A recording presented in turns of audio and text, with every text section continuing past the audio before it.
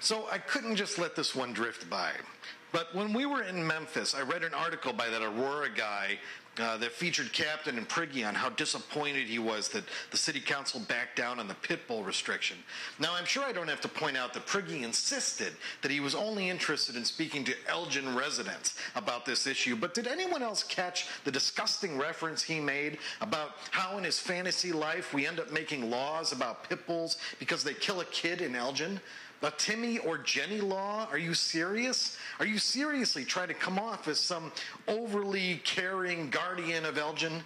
Because to me, you're coming off like a sleaze trying to sell bootleg porn behind the gas station.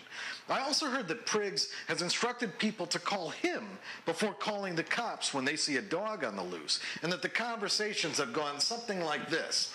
Was the dog you saw a pit bull? Well, no. Well, it doesn't matter then. You can call the cops if you want.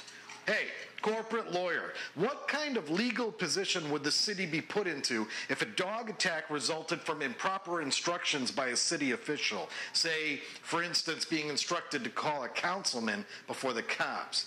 Listen, Priggs, I know that Bush got a lot of mileage out of selling fear, but I'm pretty sure most of us wised up. Pit bulls aren't weapons of mass destruction, and you aren't some sort of benevolent angel sent to save us from ourselves. You don't own a dog.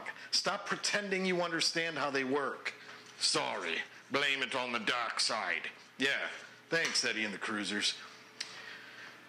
Now, more recently, there was a story in the Courier that reported 2 dog bites in Elgin. One was a Rottweiler, and the other was reported as a pit bull mix. But in reality, the pit bull was a Rhodesian Ridgeback boxer mix, which has been confirmed by 2 separate sources.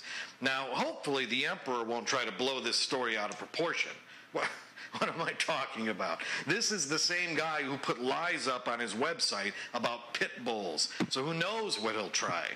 I'll be watching this issue very closely in the future, so stay vigilant and make sure you broadcast every anti-pit bull move by this council to every outlet you can. Make sure you visit NoPitBullBans.com. Let those guys know you appreciate what they do for the cause. And while I have a minute here, I wanted to respond to one of the questions I received. Why am I doing this show? Well, because of 9/11. Now, I'm sure you all remember the aftermath of 9/11 like I do, a bleak time punctuated by inspiring words and acts of support for the United States around the world. But one of the things I observed that drove me crazy was that we as citizens were so shell-shocked by the events that we allowed ourselves to forget how to stand up for what we wanted. We found ourselves falling into some sort of unquestioning loyalty for authority figures and elected officials. Fox News went so far even as to label people unpatriotic just for asking questions or holding protests.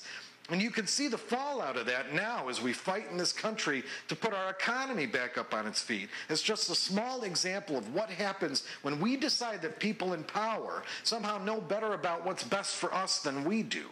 The internet and technology offers us the freedom to be heard across the entire planet, but it robs us of our identity.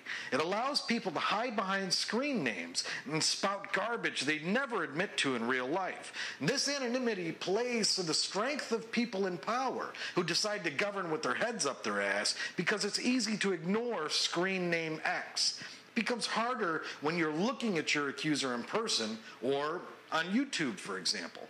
So I do this to be heard without any need to hide behind a screen name. I do it as a citizen of Elgin and because of some of my fans. I know that my messages are being heard in offices all the way to the top. Hi, city manager. But when it comes to what you do, I expect my fans to be intelligent and free thinking. I am not Fox News. And when I say that firefighters are getting screwed in Elgin, I expect you to find a firefighter and find out what I'm talking about. Screen names are easy to ignore, but coming in at a close second are blind followers. When I think about the scores of people I automatically dismiss because they mindlessly repeat Fox News talking points, it makes me wonder how this country survived this long. We used to be a nation of free thinkers who weren't afraid to get our hands dirty, and we can be again. So when it comes to things that are important to you, Don't take my word for it. Don't take the council's word for it. Do the research, and let's remind the council who they work for. When we come at them from all sides, we change the city. And do it quickly before they open another fucking country club. Finally, April is the birthday month for several avid viewers. So, Butch Cassidy, William Shakespeare, and Leonardo da Vinci, happy birthday to you from everyone here at Elgin 2030. We'll see you next time, Elgin, where we'll return to our series on the Elgin Fire Department.